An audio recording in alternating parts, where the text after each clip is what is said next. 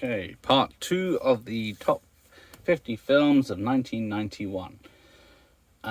So we're going 25 to number 1. So, straight in, let's go. Bugsy at number 25. Warren Beatty, Annette Bening, and a Barry Levinson film about Benjamin Bugsy Siegel, who was claiming he invented Las Vegas. But then he got in trouble with other gangsters. And things do not end well. So, 24, second Michael J. Fox on the list, Doc Hollywood, which is a lesser film than The Hard Way, but it's an enjoyable comedy of a rich plastic surgeon getting crashed in the countryside of America and deciding that's the life for him. And then we got John Singleton's Boys in the Hood at 23, profoundly moving.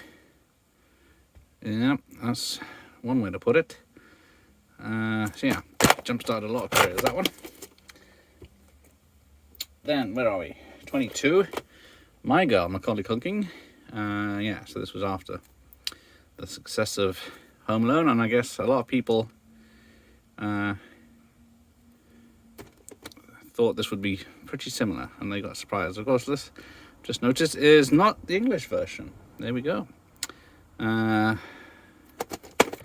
I never noticed that before. Well, that's on my save. Right. Then we got 21. One of the greatest action films of the 90s, at least. Dame Williams, Bruce Willis, The Last Boy Scout, directed by Tony Scott, written by Shane Black, produced by Joel Silver. Hell of a dream team. A hell of a film. Right, then we got Disney re-released 101 Dalmatians back to the cinema for a limited time. Much like these VHSs were only available for like 100 days or something. Number 19, What About Bob, with Bill Murray, annoying his psychologist.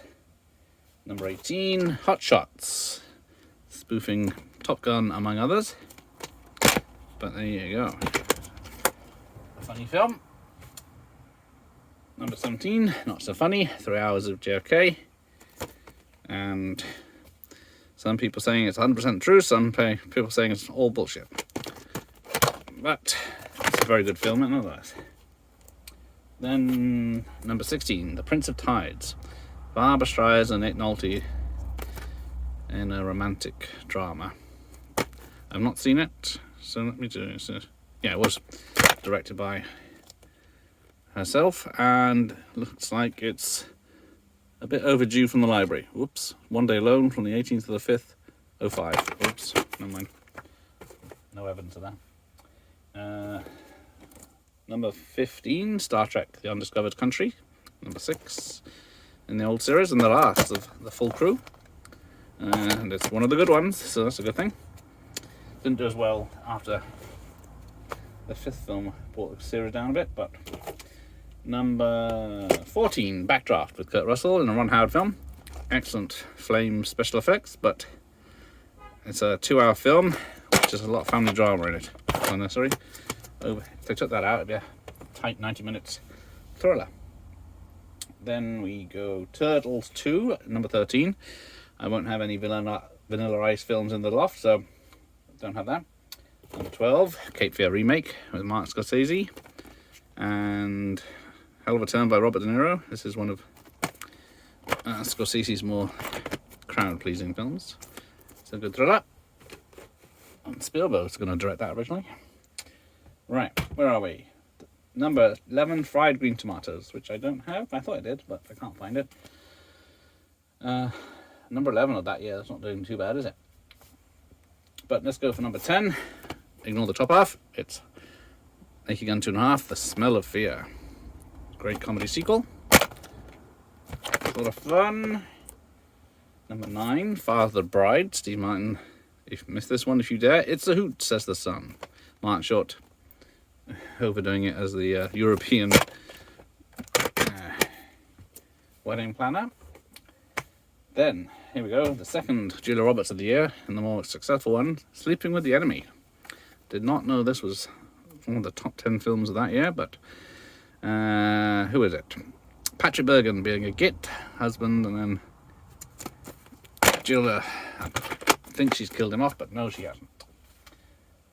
Number 7, Addams Family.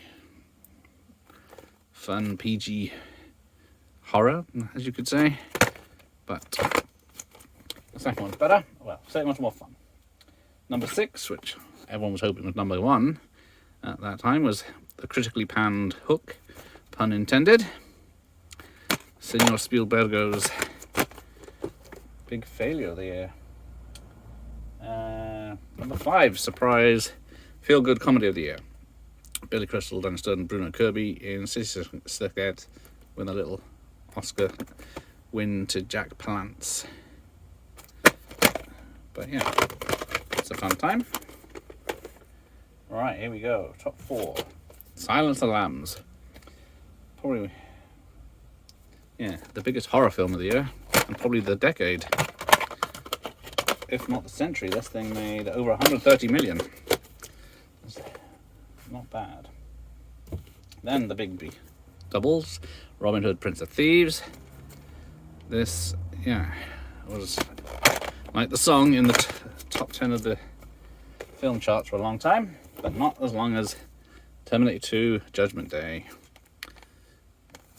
And that's number 2, so what the hell could be number 1 bigger than that film of 91? This, because that made over 200 million worldwide, but not as much as Disney's Beauty and the Beast, which did 250 million. But when kiddies are going to see it 2 or 3 times or more, it's bound to be impressive. There we go. Thank you for watching. Here endeth the lesson.